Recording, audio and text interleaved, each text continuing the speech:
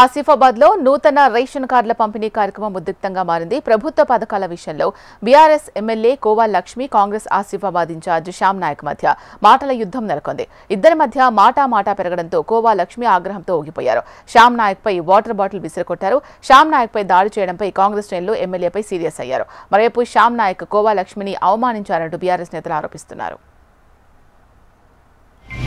వచ్చేసి కార్డును మళ్ళీ గుంజుకొని అందరి దగ్గర ఫోటోలు తీసుకొని ఈయన చేతుల మీద ఇచ్చుకొని అధికార ప్రోగ్రాంలో వచ్చేసి ఇచ్చేసి ఆయన చేసే కార్యక్రమం ఆయన చేస్తున్నాడు.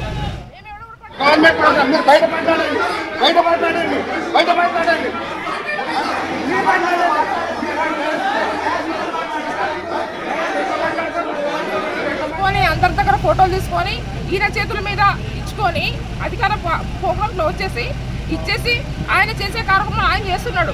మేము ఎవడో కూడా పట్టించుకోవట్లేదు. కానీ ఈరోజు మేము మాట్లాడుతున్నాం.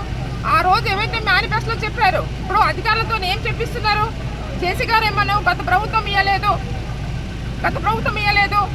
మరి చాలా రోజుల నుంచి ఇస్తున్నారు ఇప్పుడు అని చెప్పేసి మేమన్నాం. గత ప్రభుత్వం కూడా ఇచ్చింది, ఎందుకు ఇవ్వలేదు? వాళ్ళ మేనిఫెస్టో పెట్టారు కాబట్టి కాంగ్రెస్ మేనిఫెస్టోలో రేషన్ కార్డు కావచ్చు, పెన్షన్స్ కావచ్చు అవి ఇస్తామన్నారు కాబట్టి మరి ఇస్తున్నారు. ఇక్కడ వచ్చి రౌడీ రిజన్ గా చేస్తున్నాడు వాడు. ఇలాము 10 సంవత్సరాలు 2 సార్లు ఎమ్మెల్యేగా ఉన్నది బీఆర్ఎస్ పార్టీలో. ఇవాళ కేసీఆర్ గారిని ఇష్టం వచ్చినట్టు తిడుతుంది. వీడు వచ్చేసి ఎక్కడంటే అక్కడ చెల్లమ్మని మా మీద పెత్తనం చేస్తున్నాడు. నువ్వెవరు అంటున్నాడు నన్ను.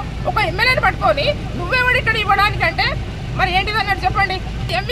MV5 ఉన్నప్పుడు మోటార్ సైకిల్లో వాళ్ళ పాపం వాళ్ళని పీడించుకొని తిన్నాడు, ఆటో వాళ్ళని పీడించుకొని తిన్నాడు, మన 2 వీలర్ మన 4 వీలర్స్ వాళ్ళని పీడించుకొని తిన్నాడు. మీరెవరు మాట్లాడుతున్నారు అంటున్నాడు. ఒక ఎమ్మెల్యేని పట్టుకొని మీరెవరు మాట్లాడుతున్నాడు అంటే అదే నా సంస్కారం అనేది. ఇష్టం వచ్చినట్టు అక్కడ ఎమ్మెల్యే సిగ్గు లేదని మాట్లాడుతున్నాడు. వీడెవడో సిగ్గు లేకుండా మాట్లాడండి. ఇక్కడ వచ్చేసి ఇక్కడ అధికార మీటింగ్ లో మీరు మంచిగా మాట్లాడితే మేము కూడా మాట్లాడతాం. పార్టీ ఇన్ఛార్జ్ ఆయన కార్యక్రమాలు చేసుకొని మేము కాదని లేదు.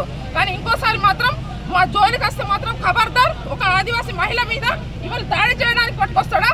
ఇవాళ ఆదివాసీ మహిళ మీద ఒక దాడి చేయడానికి పట్టుకొస్తాడా? ఇవాళ రౌడీలనే పట్టుకొచ్చిండు దాడి చేయడానికి. ఇక్కడ ఉన్నవంటి మరి ఇన్ఛార్జ్ మంత్రి గారు కూడా మేము కంప్లైంట్ చేస్తాం. వాడు ఇష్టం వచ్చినట్టు సిగ్గు లేదా శరం లేదా అంటున్నాడు ఒక ఎమ్మెల్యేని పట్టుకొని. ఈయన వచ్చేసి